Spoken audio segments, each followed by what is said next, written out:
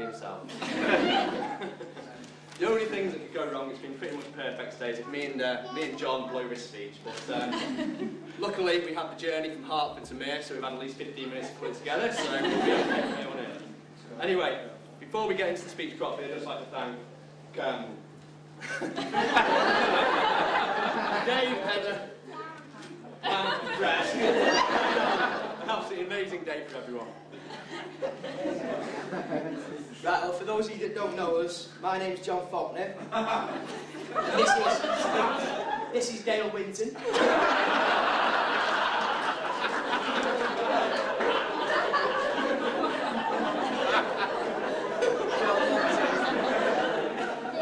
Together, we've both got the honour of being Tim's best man, which means a lot to us both together.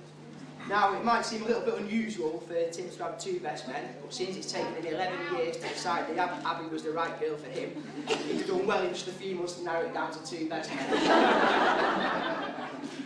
Now, I'd like to put it to bed, there has been some speculation today. The real reason that Tim wanted two best men was that so we'd stand either side on the photo to hide his big ears.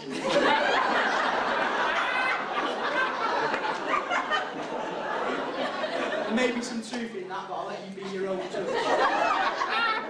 But as I said before, it's a real honour for you both to be up here today. Absolutely, absolutely. Now, myself and Tim and a fair few of the congregation grew up in Hertford, and it was an absolute pleasure to attend the wedding in the local church.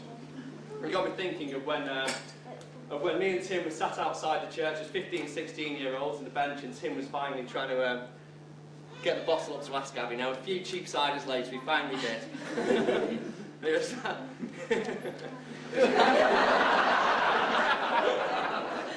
it was absolutely fitting that 12 years later, the church, well, it was so close to where it all began.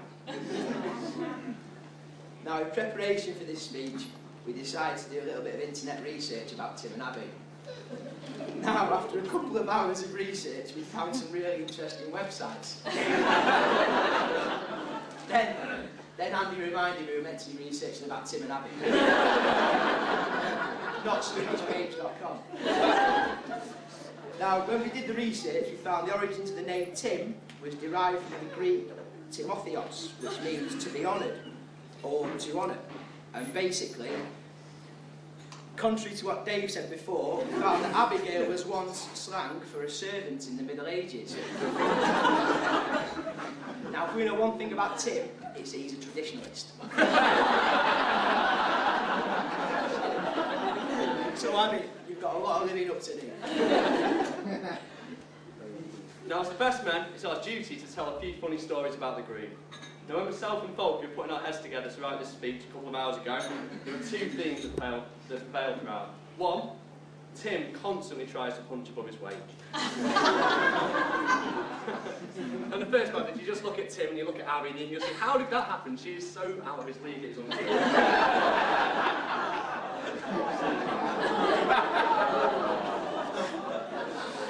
The other one, that although Tim is incredibly clever, and how many A stars was it at GCSE? Was it 7 or something like that?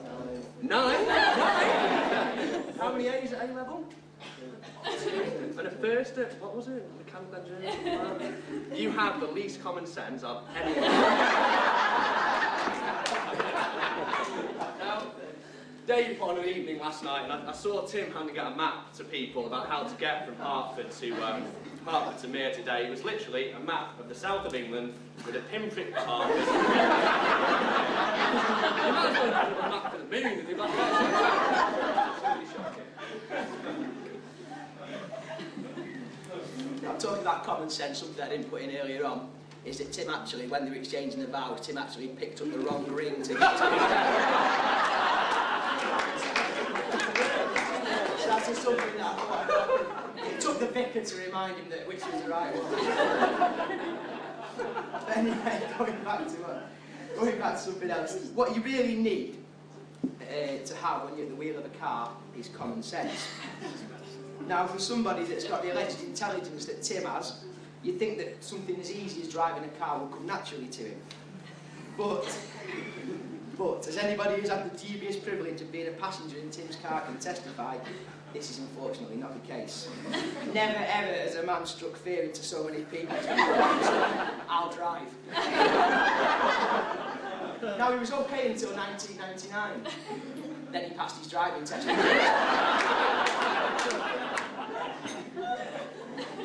We've actually narrowed down between me and Andy what his main problems are on the road.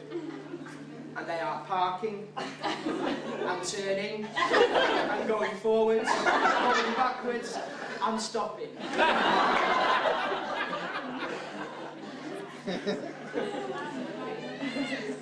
Now, another example of Tim's ability to punch above his weight and total lack of common sense is when we were on Tony's stag do to Verbier in Switzerland about 18 months ago. Now, Tim had consumed a few too many pints of local brew and very, very sensibly decided to take himself home earlier. Now, as you can imagine, on such an event, everyone was in very high spirits when the rest of us returned a few hours later, and being as such good friends as we are, we wanted to, well, explain to him about what had happened in the events of the night so he wasn't missing out on anything. Surprisingly, when we tried to gently wake him up, he didn't take too kindly to this, and he bounced out of bed like Iron Mike Tyson, swinging right hooks and left hooks. And who should he catch with one of these punches with a perfect right hook? Right to the nose. Not only the biggest man in the room, but quite possibly the biggest man in Switzerland at the time, rugby captain Knutsford, Sam Fishburne. He's actually here today as well. Stand up, stand up. Come on, Sam, stand up.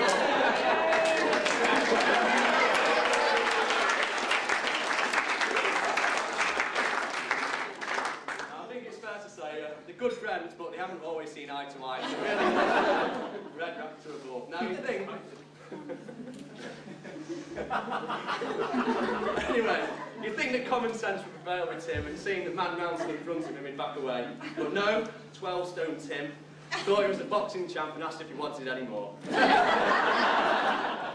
It's a good job that there were 7 of us there to physically hold Sam back that night. Otherwise, your wedding pictures would not have looked so pretty. Now, as I'm sure most of you know, Tim's an excellent sportsman, and he's fantastic at golf, at basketball and at tennis, and he also rates himself as a bit of a handy football goalkeeper. And it was actually on the football field that I first got to know Tim, or rather, I think he got to know me more, because for my primary school side I slotted a first half hat-trick past him. He seems to have somehow erased this from his memory ever since, and he claims that it never happened. Now, Tim loves playing sport, and when the cricket trials were announced at school, Tim was one of the first people there. Now, with his sporting ability, you thought he'd be a natural, but when he bowled, it never went straight, and when he batted, he never really troubled the scorers. So Tim being Tim, he decided to reinvent himself as the first and only specialist fielder. Now, he called himself a specialist fielder, but the rest of the lads in the team preferred to call him the 12th man.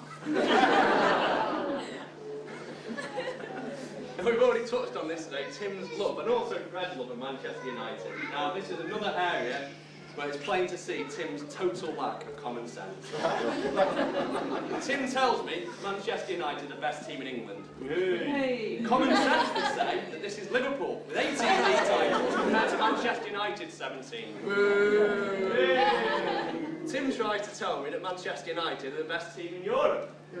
Common sense would say that Liverpool, with 5 European clubs compared to Manchester United's 3, would be much, much better.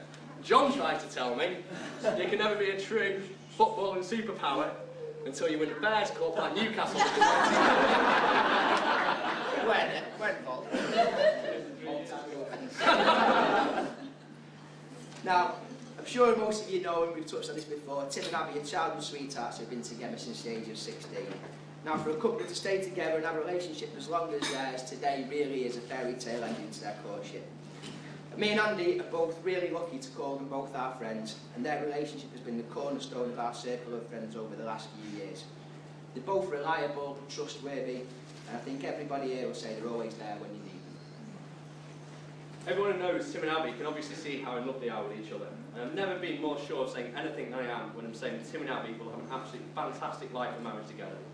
Now, just before we toast the happy couple, there are a couple of people who have asked us to give telegrams because they can't be here today. Now, the first message I've got here today is actually from Tim's football manager at Whitegate FC, called Mark Newell. And it says, I quote, "Tim is a great lad who is popular in the dressing room, and is always up for a few drinks in the bar afterwards, win, lose or draw. However, on the pitch we've tried him in every position, but we found it to be useless in every one. I sincerely hope that Abby has a little bit more hooked on their wedding night tonight.